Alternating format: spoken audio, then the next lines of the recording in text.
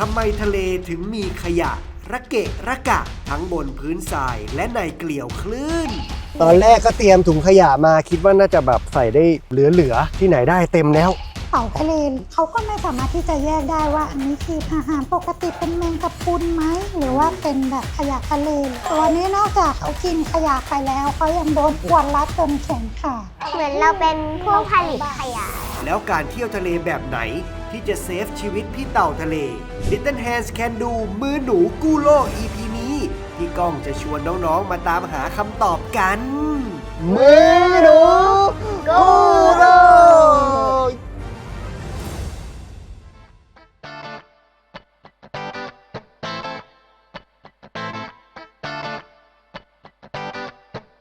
สวัสดีครับขอต้อนรับเข้าสู่ช่องก้องกินกรีนครับผมและตอนนี้เรามาอยู่ที่ท้องทะเลแสนสวยข้างหลังผมกับน้องสุดสวยสุดหล่อทั้งคู่นี้นะครับอยู่ข้างๆผมนะครับผม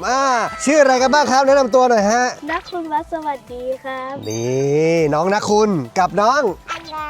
น้องอันดาเนี่ยถ้าให้พี่ก้องเดาเนี่ยต้องเกี่ยวข้องกับทะเลหรือเปล่าครับชื่ออันดามันอะไรอย่างเงี้ยใช่ไหมอ๋อเกี่ยวเหรอครับเคยถามคุณพ่อคุณแม่เหรอคะลูกแม่บอกว่าแม่ชอบทะเลแม่เลยตั้งชื่อว่าอันดาโอ้แล้วน้องนักคุณล่ะครับแปลว่าอะไรครับไม่รู้เหมือนกันค่ะโอเคแล้วทั้งสองคนน้องอันดาเนี่ยมีคุณพ่อคุณแม่ชอบทะเลแล้วก็มีชื่อเกี่ยวข้องกับทะเลและทั้งสองคนเนี่ยชอบทะเลกันไหมลูกชอบค่ะชอบเลยชอบอะไรของทะเลบ้างชอบเล่นน้ำทะเลชอบเล่นน้ำทะเลชอบทรายทะเลค่ะชอบทรายทะเลชอบอะไรอีกสัตว์ทะเลชอบสัตว์ทะเลสัตว์ทะเลมีอะไรบ้างปลาหมึกเต่าอะไรอีกปลาดาวอะไรอีกปลากระลังอะไรอีกกดดันเกินไปแล้วการกดดันเกินไปไม่ใช่รายการเกมโชว์ซะหน่อยเนาะแล้วเวลาเราไปทะเลเนี่ยไปชายหาดเนี่ยนอกจากเราเห็นสัตว์เห็นทะเลแล้วเนี่ยเราเคยเห็นขยะไหมเคยเยียบเลยค่ะเกือบทุกครั้งเยียบเลยเหรอลูกเกือบทุกครั้งเลยเหรอใช่ก็เท่าที่เคยเห็นก็จะมีพวกถุงพลาสติกหลอดดูดหลอดพลาสติกอันดาเห็นอะไรบ้างลูกขยะตอนนี้หนูเห็นเชือกเลยค่ะตอนนี้เห็นเชือกเห็นตรงหน้านี่เลยแล้วเห็นนี่เยอะไหมคะเยอะค่ะทีนี้ขยะที่มาลงสู่ทะเลมันทำให้เกิดผลกระทบต่อใครบ้างสัตว์ทะเลเพราะฉะนั้นเนี่ยวันนี้นะฮะเรามาอยู่ที่ศูนย์อนุรักษ์พันธุ์เต่าทะเลกองทัพเรือสัตหีบนะครับผมเราจะมาดูน้องเต่าใครเคยเห็นเต่าทะเลบ้างยกมือรู้จักเต่าพันธุ์อะไรบ้างมะเฟืองมะไฟไม่มี เดี๋ยวพี่ก้องก็รู้อยู่แค่มะเฟืองเหมือนกันเดี๋ยวเราจะไปรู้จักเต่าทะเลกันและจะได้รู้ว่ามันเชื่อมโยงกับขยะที่เราเห็นในทะเลได้ยังไงพร้อมหรือยังครับที่จะไปดูน้องเต่าพร้อมแล้วค่ะถ้าพร้อมแล้วต้องทำท่ารายการกับพี่ก้องก่อนถ้าพร้อมแล้วเรามาทำภารกิจกันกับมือหนูกู้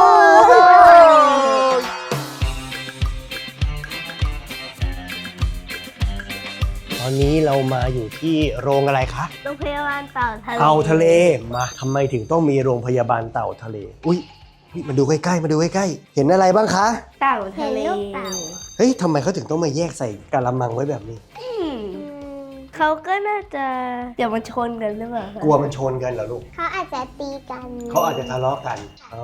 เลยต้องแยกไว้ก่อนพี่ก้องก็ไม่รู้นะพี่ก้องก็ถามไปอย่างนั้นไม่รู้เหมือนกันเดี๋ยวหาคนมาตอบคำถามให้เรานะแต่ว่าเดี๋ยวเราไปดูนี้เราเห็นกะละมังเล็กๆเนี่ยใช่ไหมดูกะละมังใหญ่นี่ดีกว่าอะไรอะลูกเต่าตัวใหญ่ไหม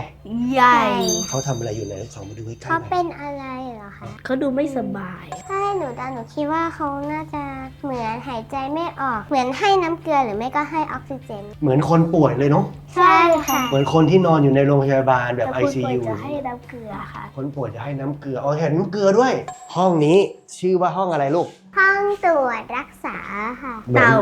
ห้องตรวจรักษาเต่าเวลาเราไปหาคุณหมอที่โรงพยาบาลเนี่ยก็จะมีห้องตรวจคนใช่ไหมอันนี้ก็จะเป็นห้องตรวจเต่าอันนี้มีอยู่ในตู้ด้วยใช่ไหมลูกใช่ลูกเต่าข้างบนมีผ้าเต่าที่ป่วยด้วยจริงด้วยเรารู้ได้ไงว่าเต่าป่วยอยู่อะคะดูโซมากค่ะแล้วก็ดูเหมือนป่วยอะค่ะอันนี้เหมือนกำลังผ่าตัดใช่ไหมใช่ค่ะเอาขยะออกด้วยค่ะเอาขยะออกหรือเปล่าเอาขยะออกจากท้องแสดงว่ามีขยะอยู่ในท้องเต่าเหรอก็เขากินไปอะค่ะที่เต่ากินขยะหรือเปล่าไม่รู้นะครับตอนนี้คำถามเต็มไปหมดเลยนะมีแต่สิ่งที่อยากรู้เต็มไปหมดเลยนี่อะไรเหรอคะขยะที่อยู่ ท้องเต่าหรือเปล่า เราเห็นอะไรบ้างในขวดแก้วโหลนี้ เชือกค่ะ มีเชือก พลาสติกห พ รือ ลาส เปล่า ติก คะ แก้วมีกระดาษตรงนี้ด้วย นี่อันนี้เราเริ่มเห็นอะไรครับ ถุงพลา ถุง ส พลาส ติ ติ ก ก แล้วทำไมพี่เขาต้องมาเก็บไว้ในขวดแบบนี้เนาะถ้าอย่างนั้นเราอยากรู้หรือยังว่าคืออะไร ยา อยาก โอเคงั้นเดี๋ยวเราเรียนเชิญคุณหมอมาอธิบายให้เราฟังดีกว่า เบิกตัวคุณหมอมิกครับผมสวัสดีครับคุณหมอครับ สวัสดีครับ อ่า ชื่อเล่นชื่อคุณหมอนิ่งนะครับ หรือว่านายสัตวแพทย์กิรินทร์สรพิพัฒน์เจริญ ครับ เป็นสัตวแพทย์ประจำศูนย์อนุรักษ์พันธุ์เต่าทะเลของทัพเรือ นี่ ดูแลเต่าทะเลที่นี่ทั้งหมดค่ะ ทั้งหมดเลย ใช่ค่ะ น้อง ดู เต่า เต่าทะเลแบบเกือบพันตัวเลยที่นี่ เกือบพันตัว ใช่ค่ะครอบคลุมจังหวัดชลบุรีเลย โอ้โหครอบคลุมจังหวัดชลบุรีเลย ใช่ นะครับผม น้องเต่าที่อยู่ข้างหน้าทำไมต้องแยกเป็นกะละมัง อ๋อที่อยู่ในกระมังเพราะว่าพวกนั้นน่ะเขาต้องเอามาแยกเดี่ยวเพราะเขานิสัยไม่ดี อืม เขาอยู่ด้วยกันจำนวนมากแล้วเขามีการแยกอาหารกันกัดกัน อืม แกล้งกันอย่างเงี้ย โอ้ หมอก็เลยแยกเอามาไว้ตัวเดียว อ้าวอย่างนี้สองคนก็ทายถูกสิถ้าตอนแรกบอกว่าอยู่ด้วยกันแล้วเขาจะตีกันทายถูกเนี่ยพี่ก้องยังไม่รู้เลย แล้วสงสัยไหมน้องๆสงสัยไหมว่าทำไมต้องเอามาเลี้ยงก่อนทำไมไม่ปล่อยให้เขาออกไข่แล้วเขาก็ลงทะเลไปตามธรรมชาติสงสัยไหม สงสัยค่ะ เออ เพราะว่าอะไรเต่าทะเลเขาเกินมาเขาค่อนข้างที่จะอ่อนแอเนาะเขาค่อนข้างจะตัวเล็กคือมันมีคำกล่าวที่ว่าแบบเต่าทะเลพันตัวเนี่ยจะกลับมารอดชีวิตและกลับมาสืบพันธุ์เพื่อออกลูกออกหลานได้ จะรอดเพียงแค่ตัวเดียวใช่ก็คือเหมือนอัตราการรอดคือ1 ใน 1,000 1 ใน 1,000 ค่ะที่เราสงสัยไหมนะมันต้องแย่งมาใส่ในตู้โดยเฉพาะ นั่นน่ะ อ สิ ย่าง ครับ นี้แล้วมีไฟมีอะไรมีพัดลมมีตัวเลขอะไร ตัวเลขอะไร ใช่ ความร้อน ความร้อน ใช่ถูกต้อง ถูกอีกแล้ว เพราะว่าอะไรเพราะว่าเต่าทะเลนี้เขาเป็นสัตว์เลือดเย็นสัตว์เลือดเย็นก็คือเขาจะต้องพึ่งภาวะอุณหภูมิสิ่งแวดล้อมภายนอกในการกระตุ้นอัตราการเผาผลาญของร่างกายเขา อืม ทุกอย่างเลยการใช้ชีวิต การกินเผาผลาญอาหารทุกอย่างอย่างเงี้ยพฤติกรรมเขาต้องขึ้นอยู่กับอุณหภู อุณห มิ ภูมิแสดงว่าอันนี้ก็เป็นน้องๆอนุบาลเต่า ใช่ก็คือถ้าเปรียบว่าตู้เนี่ยเหมือนตู้ ICU อ้าวอ๋อแสดงว่าน้องๆป่วยเหรอครับ พิเศษพวกนี้ป่วยทั้งหมด อ้าวกลุ่มนี้ป่วย ใช่ นะ ค่ะแล้วเราจะมาเข้ามาควบคุมพิเศษ แล้วรูปภาพตรงโน้นนะคะ ค่ะรูปภาพแต่ละรูปก็คือเป็นรู ข้างบ ป นเนี่ย ข ครั อบ งของเต่าป่วย แต่ละตัวเราเห็นรูปแรกไหมจะมีอะไรอยู่ในคอเขา ยา เห็นไหมที่จะเป็นคล้ายๆตะขององๆมีลักษณะคมๆอยู่ที่ เราก็นึกว่ากระดูก ใช่ เราก็นึกว่าอวัยวะของเต่า แต่จริงๆแล้วคืออะไรรู้ไหม อะไรรู้ไหมตะขอเบ็ดตกปลาเพราะว่าเต่าพวกนี้เขากินเข้าไปเขาเกี่ยวใช่ ถ้ามีตะขออยู่ในคอน้องนะคุณเป็นไงครับ ตาย ป่าเจ็บก่อนไหม เจ็บก่อน เจ็บก่อนเนาะ ใช่ โอเคทำไมเราถึงให้ความสำคัญกับเต่าทะเลครับเขาเป็นสัตว์ที่เริ่มหายากอย่างนี้เหรอครับผม ใช่ครับจริงๆเขาเป็นสัตว์ที่ค่อนข้างหายากแล้วก็มันเต่าทะเลเขาก็เป็นสิ่งมีชีวิตสัตว์คุ้มครองด้วยเขาเป็นสิ่งมีชีวิตที่แบบจำเพาะเลยว่าถ้าเขาพบบริเวณแหล่งไหนเนี่ยก็ถือว่าบริเวณแหล่งนั้นน่ะค่อนข้างที่จะอุดมสมบูรณ์ อ่า ใช่เป็นเหมือนตัวชี้วัด โอ้ ใช่ครับ ครับ ความ ผม อุดมสมบูรณ์ของสิ่งแวดล้อม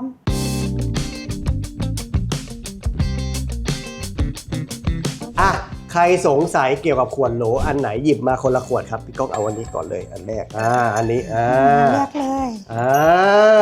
นี่คืออะไรอะคะ พวกนี้ก็คือเศษขยะที่เราสามารถพบได้ในท้องทะเล ครับ ซึ่งเร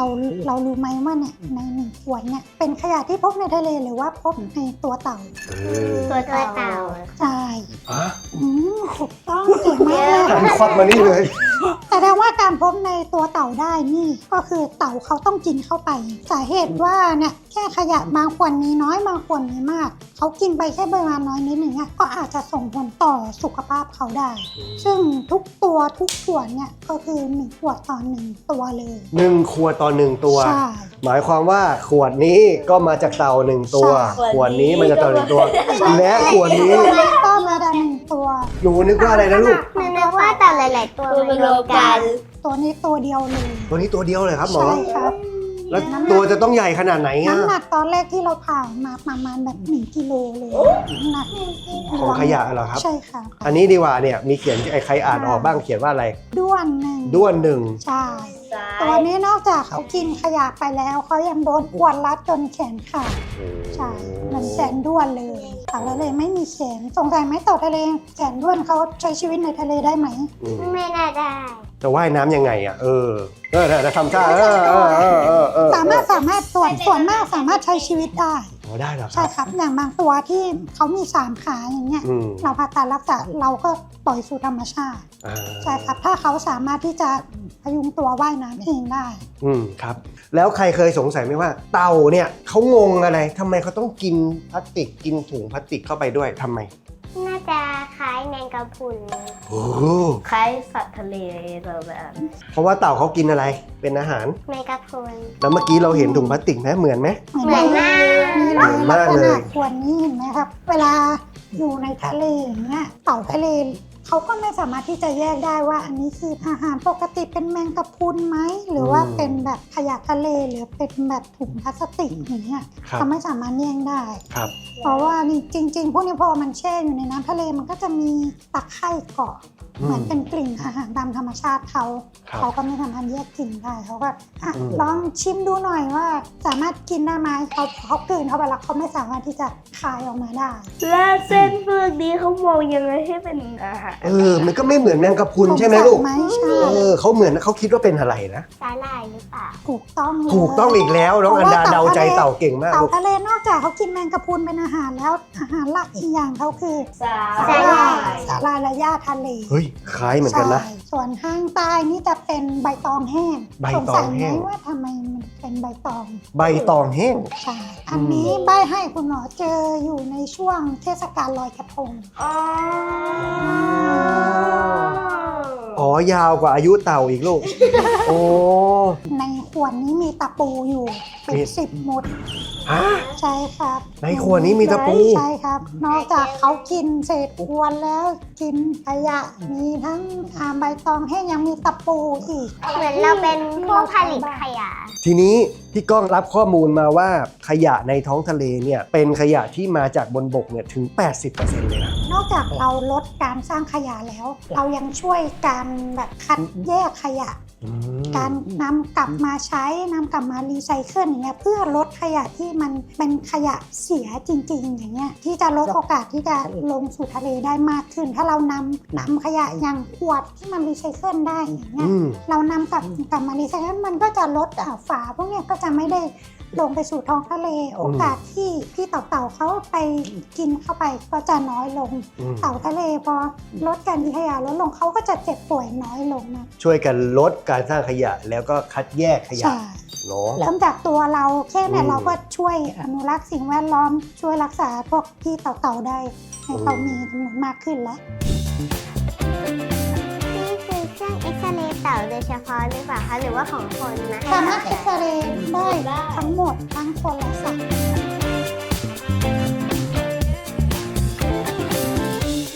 เราจะไปดูเต่าที่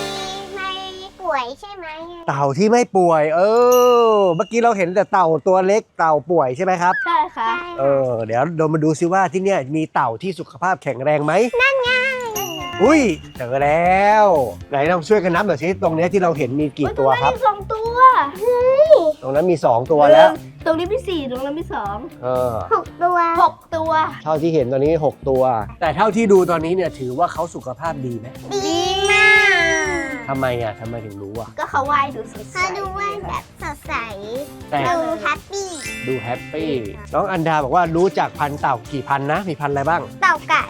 ระแต่ผมจำไม่ได้เต่ามะอะไรเต่ามะเฟืองหัวค้อนมันมีเต่าด้วยเหรอลูกมีค่ะจริงเหรอพี่ก้องเคยได้ยินแต่ฉลามหัวค้อนมีเต่าหัวค้อนด้วยเหรอมีค่ะไม่รู้เดี๋ยวต้องถามดูนะงั้นเดี๋ยวเรามาหาผู้เชี่ยวชาญที่สามารถให้คำแนะนำแล้วก็ให้ความรู้กับเราเรื่องน้องเต่าดีกว่าเนาะโอเคค่ะปิ๊งและตอนนี้พี่วิทยากรก็มาอยู่กับเราแล้วครับผมสวัสดีครับพี่ครับน้องๆสวัสดีพี่วิทูลแนะนำตัวหน่อยครับผมครับผมจ่าเอกวิทูลครับเจ้าที่ศูนย์รักษาเต่าทะเลกองทัพเรือครับแล้วเต่าที่อยู่ทั้งหมดในนี้คือพันธุ์อะไรคะสำหรับศูนย์รักษาเต่าทะเลกองทัพเรือครับก็จะมีหน้าที่ในการดูแลลูกเต่าทะเลฝั่งอ่าวไทยครับจะมีแค่2ชนิดนั่นก็คือเต่าตะหนุแล้วก็เต่ากระในบ่อนี้ก็จะมีเลยครับลักษณะของเต่าทั้ง2ชนิดเลยลองเดาดูที่เราเห็นอยู่ที่เด่นๆอยู่ตรงนี้เต่าตะหนุหรือเต่ากระเมื่อกี้พี่วิทูลใบ้มาให้2ชื่อแล้วคุณว่าตะหนุอันดาว่ากระ กระที่เห็นอยู่ตรงนี้ส่วนใหญ่นี่เต่าอะไรครับพี่วิทูล ส่วนใหญ่แล้วจะเป็นเต่าตะหนุครับ เต่าตะหนุ แต่ก็จะมีทั้ง2ชนิดเลยนะครับ ครับผม มีทั้งเต่าตะหนุแล้วก็เต่ากระลักษณะของเต่าทั้ง2ชนิดนี้นะครับก็จะดูที่เกร็ดกระดองแล้วก็จะงอยปากครับอย่างเต่ากระตัวนี้เลย เต่ากระมาพอดีเลย งุ้มแหลมเหมันนกเหยี่ยว ปากงุ้ม เกร็ด แหลม เรียงทับซ้อนกันนะครับเกร็ดด้านข้างเป็นหยากเหมือนฟันเลื่อยนะตัวนี้จะเป็นเต่าตะหนุครับสำหรับเต่าตะหนุปากเขาจะกลมมนเกร็ดกระดองเชื่อมติดกันนะครับแล้วก็เกร็ดด้านข้างจะเรียบครับ เต่าทะเลเป็นสัตว์อะไรคะ เต่าทะเลเป็นสัตว์เลื้อยคลานครับ แล้วก็นอกจากเป็นสัตว์เลื้อยคลานแล้วเนี่ยยังเป็นสัตว์ที่มีการคุ้มครองด้วยใช่ไหมครับ ใช่ครับ ถือว่าเป็นประเภทอะไรครับ สัตว์คุ้มครองประเภทที่1ครับมีไว้ในครอบครองมีทั้งโทษจำและปรับครับ ห้ามครอบครอง ใช่ ห้ามเลี้ยง ครับ ห้ามล่า ห้ามจับ ชิ้นส่วนถึงเขาตายแล้วก็ห้ามมีไว้ในครอบครอง ถึงแม้แต่ว่าเป็นซากก็ตาม เป็นซากก็ไม่สามารถเอามาเก็บไว้ครับ ครับผมแล้วตอนนี้สถานการณ์เต่าทะเลของเมืองไทยของเราเนี่ยมีความน่าเป็นห่วงอย่างไรบ้างไหมครับ แหล่งวางไข่เริ่มที่จะดีขึ้นเนื่องจากไม่มีการบุกรุกนะครับมีการเผยแพร่ข่าวสารการอนุรักษ์แต่ทุกวันนี้ก็จะเจอส่วนใหญ่จะเป็นพวกขยะทะเลนะครับ คือหลาย ๆ อย่างตอนเนี้ยที่พอประชาชนได้รับความรู้เช่น แหล่งวางไข่เขา ครับ เราก็เริ่มที่จะมีการจัดการ ครับ ไม่เอาคนเข้าไปรบกวน ใช่ หลาย ๆ อย่าง แต่ว่าสิ่งที่มันดีขึ้นหลาย ๆ อย่างก็มีบางอย่างที่ยังต้องปรับปรุงอยู่ก็คือเรื่องของขยะใช่ไหมครับ ใช่ครับ ให้อาหารได้ไหม เอาได้ครับเดี๋ยวจัดให้เอาบ่อไหนดีจะให้ตัวเล็กหรือตัวใหญ่ ตัวเล็ก ตัวเล็ก ตัวเล็ก ตัวเล็กอยู่ด้านใน โอเค เดี๋ยวเราไปให้อาหารตัวเล็กด้านใน แสดงว่าโซนนี้ก็สามารถที่ให้อาหารได้เหมือนกันนะ ก็คือเรา นักท่งที่ยวมยี่ยม เราจะเป็นเวลาครับ เป็นเวลา ก็เช้าเย็นนี่แหละครับให้ โอ อา เค หาร อาหารที่ให้น้องๆเต่าคือกินคืออะไรเหรอคะ ที่นี่เราจะให้เป็นเนื้อปลาครับเนื้อปลาแล้ว ครั ก็ บผม จะมีอาหารเม็ดให้ด้วย อันนี้ก็จะเป็นอาหารเม็ดที่เราให้นะครับ เราก็จะแช่น้ำก่อนเพื่อให้เขาอิ่มตัว จะได้ไม่เป็นอะไรต่อลูกเต่านะครับ เอาอาหารไปแช่ ใช่ น้ำ ค ก่ รั อบ นแล้วค แช่ รับ น้ำก่อนเพื่อให้เขานิ่ม อันนี้ก็เป็นเต่ากระล้วนเลย ถ้าเขาโตขึ้นไปเรื่อยๆเนี่ยเราก็การขยับเขาย้ายบ่อเขา จะเห็นว่าแต่ละบ่อก็จะมีขนาดของน้องเต่าแตกต่างกันไป ใช่ครับ คือเหมือนกับแบ่งตาม ตามช่วงอายุ ตามช่วงอายุ ใ เหรอครับ ใช่ครับทุกตัวที่อยู่ในนี้เราจะปล่อยหมดนะครับไม่ว่าตัวเล็กตัวใหญ่แล้วก็ทยอยปล่อยเขา ทุก นะครับ ตัวที่ถูกเลี้ยงในบ่อเนี่ย อ่า เดี๋ยวอนาคต ก็จะต้องปล่อย จะต้องไปว่ายในน้ำทะเลจริง บ่อนี้เป็นเต่าอย่างเดียวเหรอคะ วัตถุประสงค์ไว้สำหรับสัตว์ทะเลหายาก มีจำพวกปลาพยูนโลมาปลาวาฬที่มีขนาดใหญ่นะครับ เราก็จัดเตรียมไว้บ่อลึกหน่อยนะครับ เพื่อว่าตัวเขามีขนาดใหญ่ ๆ แล้วไปไงมาไงสัตว์ทะเลหายากถึงจะได้มาอยู่ในบ่อนี้ได้ล่ะครับ ต้องได้รับบาดเจ็บหรือเจ็บป่วยเกยตื้น อ๋อ นะครับมีชาวบ้านแจ้งให้เราไปรับมา ครับ นะเพื่อดูแล แสดงว่าไม่ใช่แค่เต่าเท่านั้นที่ได้รับผลกระทบจากการกินขยะพลาสติกเข้าไป สัตว์ทะเลชนิดอื่น ๆ ก็กินขยะเหมือนกัน แล้วก็ทำให้ ใช่ เจ็บป่วยถึงชีวิตได้เหมือนกันครับ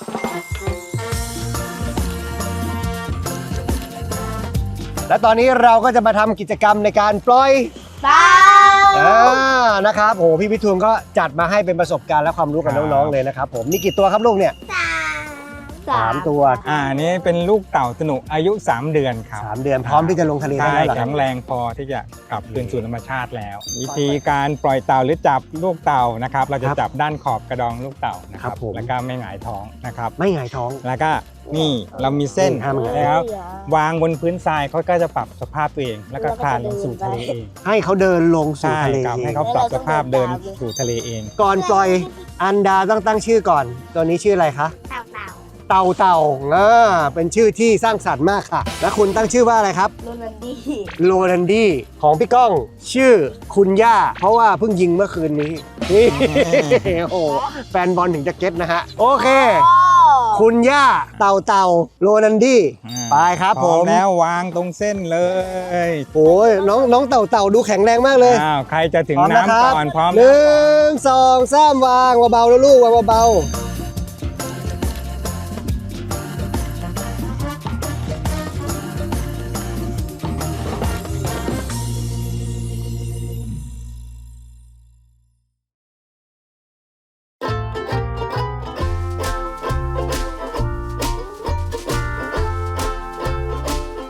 เอาละครับและตอนนี้เรามาสรุปบทเรียนกันนะครับว่าวันนี้เราได้เรียนรู้อะไรบ้างไหนโชว์สมุดมือหนูกู้โลกเลยเร็วนี่นะครับ อันนี้เป็นความรู้สึกของผมครับ ครับผม ความรู้สึกของผมรู้สึกสงสารเต่าน้อยค่ะ เพราะมันดูป่วยแล้วก็ที่ผมวาดมันไม่มีขาข้างหนึ่งด้วย อ๋อมันโดนอะไรล่ะครับ โดนแหตรงขาแล้วมันก็พยายามว่ายออกจากขา ที่เขาเขียนชื่อไว้ใช่ไหม ใช่ครับ เขียนว่าอะไรครับ ด้วนหนึ่งซ้ายค่ะ ด้วนหนึ่งซ้ายนี่ก็คือบันทึกไว้เลยเนาะว่าเป็นสิ่งที่เราจดจำได้ แล้วก็พยายามบอกคนอื่น แล้วก็ตัวเองแล้วก็ไม่ทำก็คือพยายามไม่ทิ้งขยะลงทะเลค่ะ ไม่ทิ้งขยะลงทะเลโอ้มีเยอะมากเลยนะเนี่ยวาดไว้หลายรูปเลยนี่หลอดเนาะกระทง พยายามเราไม่ลอยกระทงพยายามนะครับพยายามไม่ลอยเพราะมันมีพวกตะปูพวกทูบที่อาจจะหล่นเป็นสารเคมีแล้วก็จะมีใบตองค่ะทางแก้ก็คือควรลอยในออนไลน์ก็ได้นะคะเนี่ยค่ะ ลอยออนไลน์ก็ได้ อีกอย่างหนึ่งก็คือมาช่วยดูแลค่ะ ช่วยดูแลอะไรครับ เก็บเต่ามาช่วยดูแล ช่วยเก็บเต่ามาช่วยดูแลรักษา ใช่ค่ะ อ๋อครับ แล้วก็แยกขยะ แยกขยะด้วยนี่เก่งมากบอกมือให้นะคุณเลยมาดูของน้องอันดาบ้างดีกว่า ดา ค่ะ สวยมากค่ะ อันดาวาดรูปสวยมากไหนขอดูหน่อยลูกนี่คือปัญหาค่ะ ปัญหาน้องอันดาพบปัญหาอะไร เต่ากินขยะเข้าไปในท้อง เต่ากินขยะเข้าไปในท้อง แล้วทางแก้ก็คือผ่าตัด แล้วก็เก็บขยะลงถังขยะค่ะ เก็บขยะลง แล้ว ถังข ก็ ยะ ใช้ถุงผ้าไม่ลอยกระทงค่ะ แล้วก็ใช้กระติกน้ำแล้วก็แยกขยะค่ะ การใช้ถุงผ้ากับการใช้กระติกน้ำเนี่ยมันช่วยเต่ายังไง ก็ลดขยะในระดับหนึ่งค่ะ เพราะว่าถ้าเราเอาถุงผ้าไปเองเราก็ไม่ต้องใช้ถุงที่เขาแถมค่ะ อืม แล้วก็ตอนเราไปซื้อกาแฟใช่ไหมคะเราให้แก้วของเราให้เขาไปค่ะให้เขาใส่กาแฟในนั้นนะคะ ครับ ไม่ต้องเอาแก้วพลาสติกให้เราค่ะ แล้วถามทั้งสองคนเลยอันดากับนะคุณ การแยกขยะเนี่ยมันช่วยทะเลยังไง มันช่วยลดขยะได้เหรอ มันดูเป็นที่เป็นทางมากกว่า อืม มากกว่าแบบเราเก็บไปมั่วใช่ไหมเขา อืม ก็จะไปจัดการแต่ละวิธีของเขาบางทีเขาอาจจะแคบแยกแล้วก็ ครับ หลุดไปบ้างแล้วเขาจะไปจัดการวิธีที่ผิดก็ได้ค่ะ ถ้ามันรวมๆกันไปใช่ไหม หนูจะยกตัวอย่างเป็นขยะพลังงานนะคะ คือขยะพลังงานเขาจะเอาขยะของเราที่สามารถนำไปเป็นพลังงานได้เอาไปเผาแล้วกลายเป็นเชื้อเพลิง อื ค่ะ ม เป็นเชื้อเพลิงไฟฟ้าต่างๆ โอ้ นะคะ ครับ ถ้าสมมติว่าไม่เอาไปเป็นพลังงานเนี่ยขยะพวกนี้มันจะไปที่ไหนรู้ไหม ก็อาจจะไปที่ท้องน้องเต่าได้ค่ะ โอ้ น้องๆพี่ๆเต่า หลุดรอดใช่ไหมลูก ใช่ หลุดรอดไปในธรรมชาติ แล้วบ้านเราที่อยู่ในเมืองเนี้ยเกี่ยวข้องกับขยะในทะเลไหมมีโอกาสไหม นี่ค่ะ ยังไงครับ ก็คือเขาจะทิ้งไป แล้วก็ทิ้งลงบ่อก็จะไหลไปในแม่น้ำเขาอาจจะไปเชื่อมต่อกับทะเลก็ได้ค่ะ เราก็ไม่สามารถรู้ได้เนอะว่าขยะที่อยู่ในท้องเต่าที่อยู่ในขวดโหลที่คุณหมอโชว์ให้เราดูเนี่ยจะมาจากบ้านไหนก็ไม่รู้เหมือนกัน มาจากบ้านเราหรือเปล่า บ้านเราหรือเปล่าก็ไม่รู้นะครับ รู้สึกสงสารพี่ๆน้องๆเต่ามากๆ อันนี้ก็คือสิ่งที่น้องได้เรียนรู้นะครับในวันนี้ได้มาเจอประสบการณ์จริง เจอคนที่ได้รับผลกระทบจากเรื่องขยะจริง ๆ เลย จะเรียกว่าคนก็ไม่ถูก เพราะว่าเป็นน้องเต่า ใช่ นะครับ ค่ะ และก็สัตว์ทะเลอื่นๆอีกมากมายนะครับผมแล้วก็ฝากให้กับคุณพ่อคุณแม่นะครับเพื่อนๆน้องๆหรือผู้ใหญ่ทุกๆคนที่ดูรายการนี้อยู่นะครับก็เอาข้อคิดจากในวันนี้ภารกิจในวันนี้ของเราไปปรับใช้ด้วยอย่างที่น้องทั้งสองคนบอกนะครับโอเคถ้างั้นเราพร้อมกับภารกิจสุดท้ายของเราหรือยังครับ พร้อมแล้วค่ะ ถ้าพร้อมแล้วเรามาทำท่าประจำรายการกันก่อนไปทำภารกิจสุดท้าย1 2 3 มือหนูกู้โลก